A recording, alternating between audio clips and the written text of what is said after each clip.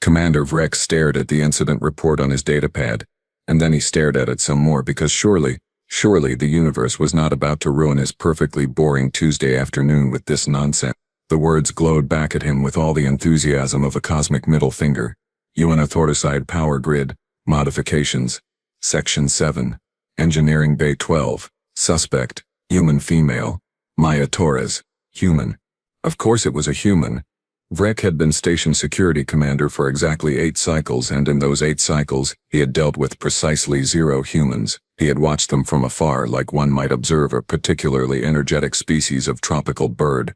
Colorful, loud, and probably capable of biting your finger off if you got too close. He had read the human behavioral manuals. All 17 volumes. He had attended the mandatory sensitivity training. He had even practiced the pronunciation of their ridiculous Earth names in front of a mirror. And now, 3 weeks after the human engineering team arrived on Sentinel Station Kappa, he was getting incident reports. He looked up at his second-in-command, Officer Thrall, who had delivered this delightful piece of news with the expression of someone who had just stepped in something unpleasant. "How bad?" Vrek asked, though he already knew he would hate the answer. "Sir, she bypassed 4 safety protocols, rerouted power conduits through the waste recycling system, and apparently, installed something she calls a, quote, efficiency booster, unquote, into the primary distribution node." Thrall's mandibles clicked nervously. The node that feeds life support to 40% of the station. Vrek closed all 3 of his eyes. Life support. Yes, sir. 40%. Yes, sir. And she boosted it. According to her station logs, yes, sir. Vrek opened his eyes again and looked at the security roster. 5 names blinked back at him. 5 guards. That seemed reasonable for one human female. Right? The manual said humans were fragile, soft, easily contained. The manuals also said humans were creative problem solvers with an alarming disregard for personal safety. But Vrek chose to focus on the fragile part right now. "Assemble Team 3, he said, standing up and straightening his uniform. "Full restraint gear. We are bringing her in for questioning before she accidentally kills us all with her efficiency." Thrall saluted and scurried off. Vrek grabbed his shock baton and wondered if it was too late to request a transfer to literally anywhere else in the galaxy. The 5-guard team moved through the corridor like they were approaching a live explosive device, which, given what they had heard about humans, might actually be more comforting. Officer Thrall led the group, checking his restraint cuffs for the 3rd time in as many minutes. Behind him, guards Norvik, Plex, Jessun and Kodo followed in formation, each one looking progressively more nervous than the last. "Remember," Thrall whispered, because apparently whispering made this whole situation less terrifying. "Humans respond poorly to aggressive posturing. The manual says we should be firm but non-threatening. The manual also says they can lift 7 times their body weight when frightened." Norvik added helpfully. "Something about adrenaline and survival instincts." "That is not helping," Plex hissed, adjusting his shock baton. Kodo, the youngest of the group, checked his scanner. "She is definitely still in there. Energy readings are, odd though. There is a lot of activity." "Define odd," Kirk demanded. "Like she is either performing complex calculations or making lunch." "The heat signatures are confusing," Jessun snorted. "Maybe she is doing both. The human I met in the cafeteria last week was eating something called a sandwich while simultaneously arguing about quantum mechanics with 3 different people. They are terrible at focusing on one thing." They rounded the corner and Engineering Bay 12 loomed ahead. Through the transparent sections of the door they could see movement, flashes of light and what appeared to be a small cloud of steam. "Is that normal?" Norvik asked. "Nothing about this is normal," Vrek muttered. He squared his shoulders, activated his comm badge and prepared to sound authoritative. "All right, people. We go in fast. We announce her violations clearly. We apply restraints if necessary, and we escort her to holding. Simple, clean, professional." "Sir, should we have our weapons set to stun or just hold them for show?" Kodo asked. Vrek considered this. "Show. Definitely just for show. The last thing we need is an intergalactic incident because we accidentally zapped their engineer." He took a breath, pressed the door panel and the bay doors slid open with a cheerful hiss. What happened next would haunt him for the rest of his career. The security team burst through the door with all the dramatic authority they could muster, weapons raised, postures aggressive, ready for anything, literally anything except what they got. Maya Torres, you are under arrest for unauthorized modifications to station infrastructure and. Breck trailed off because the human was smiling at them. Not a nervous smile. Not a guilty smile. Not even an apologetic smile. A friendly smile. Oh yeah guys, perfect timing. Maya turned away from a workbench covered in tools, wiring and what appeared to be a small appliance that definitely did not belong in an engineering bay. I just put on a fresh pot. You want some coffee? Fair warning though, station water tastes like recycled sadness. But I have been working on that too. Rek blinked. All three eyes independently because his brain could not coordinate them properly. Did she just? Norvik whispered. Offer us coffee, Plex finished. Equally baffled. Maya was already moving, completely ignoring the 5 armed guards who had just announced her arrest. She grabbed a strange cylindrical container, the source of the steam they had seen from outside, and started pouring dark liquid into several small cups. Sorry, I only have 5 mugs that are not currently holding screws or solvents, so somebody is going to have to share or drink from a beaker. I promise the beaker is clean though. Mostly clean. Clean enough. She held up a piece of laboratory glassware with visible measurement marks on the side. Kato lowered his weapon slightly. What is coffee? Oh buddy, you are in for a treat, Maya said, her grin widening. Coffee is liquid motivation. It is concentrated life force. It is the reason humans conquered space instead of just sleeping until noon every day. She thrust a mug toward Thrall, who took it reflexively before remembering he was supposed to be arresting her. We are not here for beverages, Vrek said, trying to regain control of the situation. You are in violation of Galactic Station Regulation 4-7-23 subsection B, unauthorized modification of critical systems. Yeah, I know. Maya interrupted, taking a sip from her own mug. But see, here is the thing. I really want you guys to hear me out on this. The station power grid was designed by someone who apparently learned engineering from a blindfolded child with a box of random parts. She said this while leaning casually against her workbench, surrounded by evidence of her crimes, drinking her coffee like she was chatting with friends at a social gathering instead of 5 increasingly confused security officers. Jessin looked at Vrek. Vrek looked at Thrall. Thrall looked at the coffee in his hand. Sir, Thrall said slowly. What do we do? I have no idea, Vrek admitted, because his training had not prepared him for cheerful cooperation mixed with complete disregard for authority. Maya took another sip. So, coffee? Yes? No? I have sugar substitute if anyone needs it. No milk though. Sorry. The replicator keeps making it taste like paste. Look, I know what the report says, Maya continued, setting down her mug and pulling up a holographic display that made half the guards flinch. Unauthorized modifications, safety violations, blah blah blah. But before you haul me off to space jail or whatever, can I just show you what I actually did? Because I promise it is way less scary than it sounds. We are not interested in. Vrek started. So, first problem. Maya talked, right over him. Zooming in on a schematic. Your primary power distribution node, the one feeding life support, environmental controls, gravity plating, you know, the important stuff, was running at 62% efficiency. 60, do you know what that means? She did not wait for an answer. It means 38% of your power was just, poof, vanishing into the void like my paycheck every month. And why? Because some genius, and I use that term very loosely, decided to route everything through a single junction point that was designed for a station 1/3 this size. She grabbed the coffee pot and refilled her mug without pausing. Anyone? Coffee? No? More for me than. Norvik was staring at the hologram. Wait, that junction handles all of Section 7. Yes. Thank you, someone is paying attention, Maya pointed at him enthusiastically. See, your friend gets it. That junction is choking harder than I did the first time I tried Vorgian spice noodles. No offense if anyone here is Vorgian. I am Vorgian, Jessin said quietly. The noodles were great. The spice level was attempted murder, Maya clarified. Anyway, so I rerouted the secondary conduits. See here, through the waste processing system, and this is the fun part. Nobody was using those thermal exchange channels.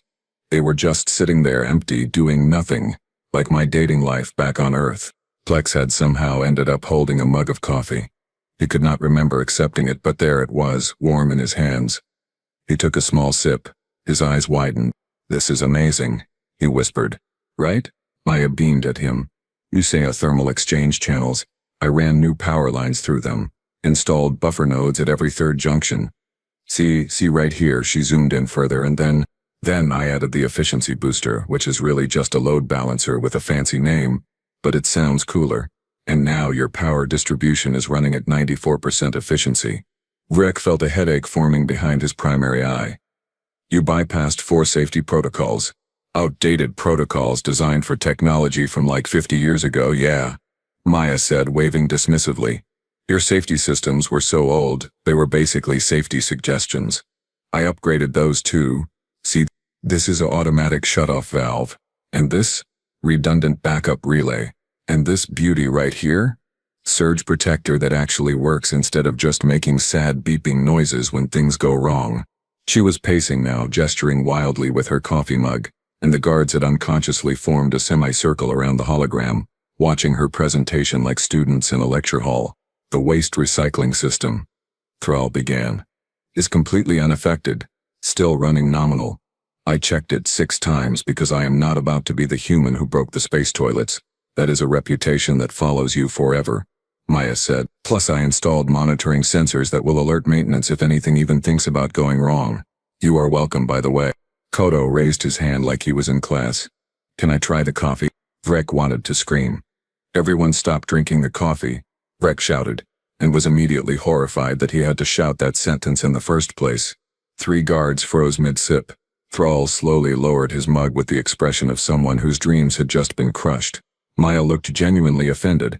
Hey, the coffee is innocent in all this. Do not take your frustration out on the coffee. You are under arrest, Vrek said, pronouncing each word with the careful precision of someone clinging to sanity by a thread. This is not a social gathering. This is a legal detention. You have committed serious violations of station protocol. Okay, yes, technically true, Maya admitted, finally setting down her own mug. But also, counterpoint, I fixed your station. You should be giving me a medal, not handcuffs. Although if the handcuffs are really nice ones, I guess I will accept them. Are they the padded kind? Because I have sensitive wrists. Jessin snorted, then tried to disguise it as a cough. Vrek turned his glare on his own team. You are all supposed to be detaining her, not attending her coffee hour. Sir, in fairness, she has not resisted, Norvik pointed out. And technically we are supposed to hear out station personnel before applying restraints according to Protocol 9-. Do not quote protocols at me right now, Vrek interrupted. Maya perked up. Oh, you guys have a protocol about listening first? See, that is good security work right there. Very professional. Earth security just shoots first and asks questions never. That cannot be true, Kodo said.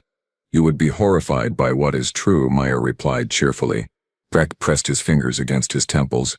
Miss Torres. Maya, please, Miss Torres is my mother, and she would also tell you I was right about the power grid. Maya, Vrek said with strained patience, you cannot simply modify critical station systems because you think you know better than certified engineers. But I do know better, Maya said, and there was not even a hint of arrogance in her voice, just absolute confidence. Look, I have been building and fixing things since I was 6 years old. My first science fair project was a solar-powered cooling system made from recycled parts. I have 3 advanced degrees in energy systems. I helped design the power grid for Luna Station 5, which serves 2 million people. And your station grid was, I am not exaggerating here, held together with hopes, prayers, and what I am pretty sure was actual duct tape in some sections. Plex raised his hand. Sir, I filed a report about Section 7 power fluctuations last month. Me too, Jessin added. 3 months ago. The lights in my quarters flicker every night at 2200 hours. Norvik contributed. Vrek looked at his mutinous team and wondered if it was possible to arrest everyone in the room, including himself. You know what, forget explaining. Let me just show you, Maya said, moving toward a control panel that was definitely jury-rigged with parts that definitely did not come from official station supplies. Seeing is believing, right? No, Vrek said immediately, because every single instinct in his body was screaming danger. No demonstrations, no touching anything. Step away from the panel. It will take like 30 seconds, Maya said, already typing commands. I will just bring up the before and after readings. You will see the efficiency improvements. Everyone will feel silly about the whole arrest thing. We can all have more coffee. Boom. Problem solved. Step away from the panel, Vrek repeated, reaching for his restraints. Okay, fine, just let me close this submarine first or the display will freeze and… Maya hit one more button. The entire room hummed. Not a gentle hum. Not a normal mechanical hum. A hum that vibrated in their bones and made the air taste like copper and made every guard in the room immediately regret their career choices. Maya said. Vrek shouted. What do you mean, Okay, so that was not supposed to happen, Maya said, staring at her panel where several indicators had just turned bright orange. That is weird. Hang on. The holographic display flickered, expanded, and suddenly they were looking at a real-time feed of power flowing through Section 7. Except the power was not flowing normally. It was surging, pulsing in waves that looked frankly biological, and several junction points were starting to glow, actually glow, with visible light.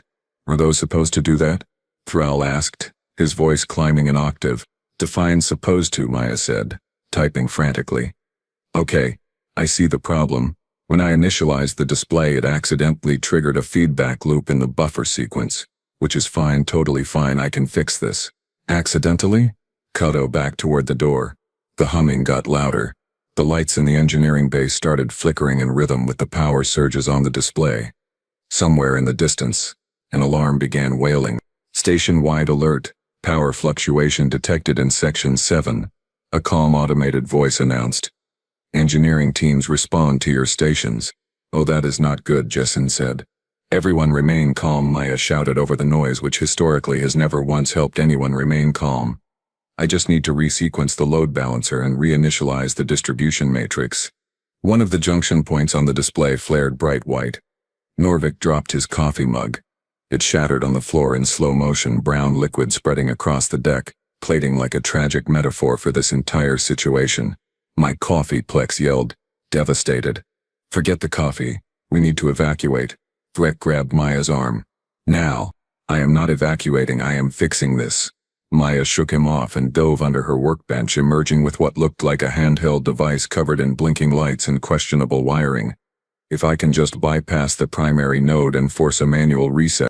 What is that? Thrall demanded. Emergency override controller, Maya said. That is a tablet strapped to a power drill with electrical tape. Jessing observed with the horrified fascination of someone watching a disaster unfold. Same thing, Maya insisted.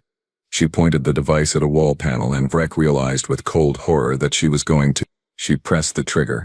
The drill whirred. Sparks flew. The humming reached a crescendo that made their teeth hurt. And then suddenly, silence. The lights stabilized. The alarms cut off mid-wail. The holographic display showed power flowing smoothly through every conduit, perfectly balanced, color-coded in happy greens and blues instead of angry oranges and reds. Maya stood there, slightly singed, holding her drill tablet contraption, grinning like she had just won a prize instead of nearly causing a station-wide catastrophe. See? She said brightly. Totally under control. Vrek stared at her. Then at his team. Then at the spilled coffee spreading across the floor. Then back at Maya. You are under arrest, he said weakly. Yeah, okay, that is fair, Maya admitted.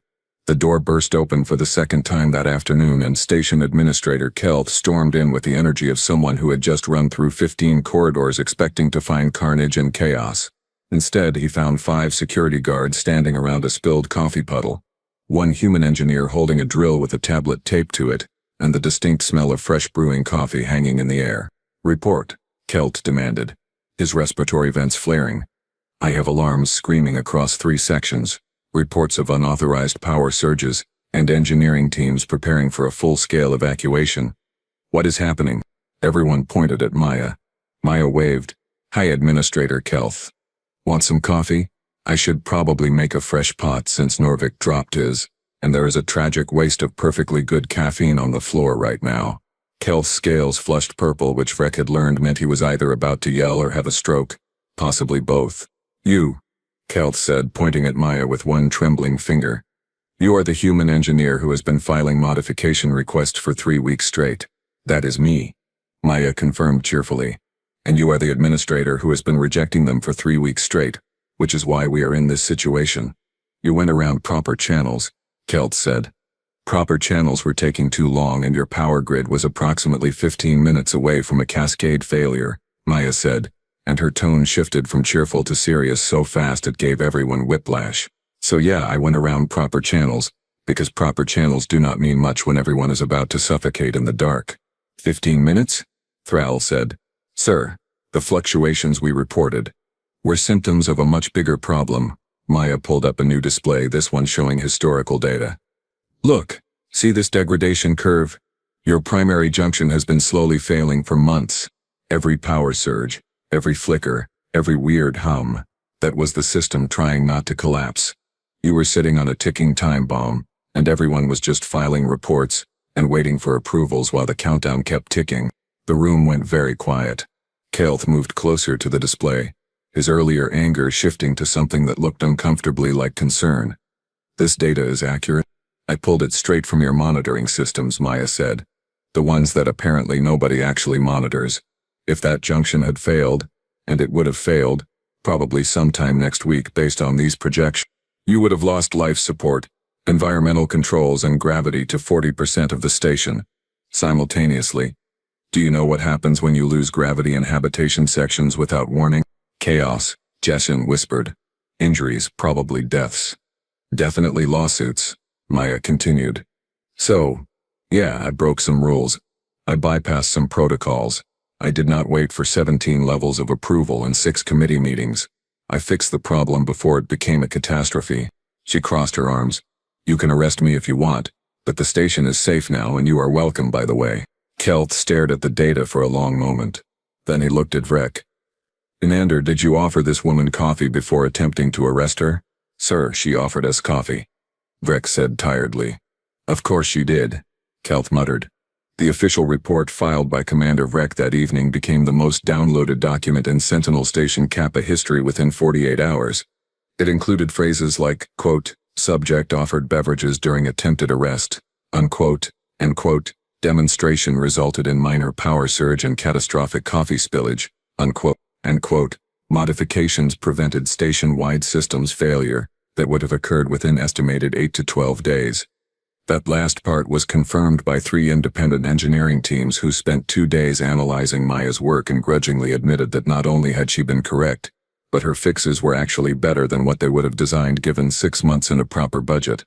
The official response from Station Command was a formal reprimand placed in Maya Torres's personnel file for violation of protocols, unauthorized system access and failure to follow proper requisition procedures. The UN official response was Chief Engineer Brandt buying her drinks at the station bar and asking if she would look at the environmental recycling system because it had been making weird noises for a year. Maya's efficiency booster became standard equipment. They just renamed it a dynamic load optimization module so it sounded official and nobody had to admit a human had invented it in her spare time using spare parts and Audacity. Station Administrator Kelth issued a new directive. All human engineering suggestions were to be reviewed within 72 hours instead of being automatically flagged for extended committee analysis. He did not admit this was because of Maya. He did not have to. Everyone knew. 3 weeks after the incident, 4 more human engineers transferred to the station. Vrek saw them arrive and immediately filed for a transfer. The transfer was denied. His second-in-command, Thrall, now kept a coffee maker in the security office. He claimed it was for alertness during long shifts. Vrek suspected it was because Thrall had become quietly addicted to the stuff and was too proud to admit it. Norvik had started a coffee club. It met twice a week. Membership was growing at an alarming rate. Maya continued to file modification requests, except now she also just fixed things and filed the paperwork after, which technically was still against protocol, but somehow nobody seemed to have the energy to stop her anymore. She had also started teaching an unofficial class on human engineering philosophy, which apparently boiled down to, if it is broken, fix it, if it is not broken, improve it, and if someone tells you it cannot be done, then do it anyway and apologize later if necessary. Vrek watched from his office as Maya walked past his window, coffee mug in one hand, some kind of tool in the other, chatting animatedly with 2 Centaurian mechanics who were nodding along like she was revealing the secrets of the universe. Which Vrek supposed maybe she was. He pulled up the transfer request form again. Station Command denied it again, faster this time like they were expecting it. Vrek sighed and went to get some coffee. He hated that he liked it. Officer Rinnak stood at attention in the security briefing room, fresh from the transport shuttle, eager to begin his assignment on Sentinel Station Kappa.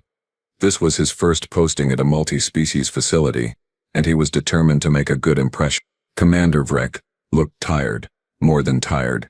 He looked like someone who had aged several years in a matter of weeks. "Welcome to the station," Vrek said without enthusiasm. "Before you begin standard duties, there are some additional protocols you need to understand. Specifically human protocols." Renax nodded eagerly. "Sir, I completed all 17 volumes of human behavioral study. I am fully prepared to interact with human personnel according to regulation." "Right. Great. Wonderful," Vrek said flatly. "Forget all of that." "Sir?" Vrek pulled up a document on the main display. It was titled, in very large letters, "Things They Do Not Teach You About Humans, a Survival Guide by Commander Vrek." Lesson 1, Vrek began. "If a human offers you something called coffee, you have two choices. Accept it and become dependent on it for the rest of your life, or refuse it and spend every morning wondering what you are missing. There is no good option." Renax blinked. "Sir, I do not." Lesson 2. If a human says, and I quote, "This will only take a second," unquote, prepare for it to take anywhere from 5 minutes to 3 hours. They have no concept of time. Lesson 3.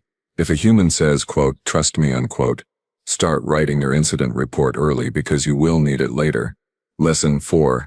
Humans do not understand the phrase, "That is not possible." To them, impossible just means, nobody has tried hard enough yet. Vrek pressed a button, and a photo appeared. Maya Torres grinning at the camera holding a coffee mug that said, "I void Wyriant." This, Rex said with the gravity of someone delivering terrible news, is Maya Torres. She is brilliant. She is terrifying.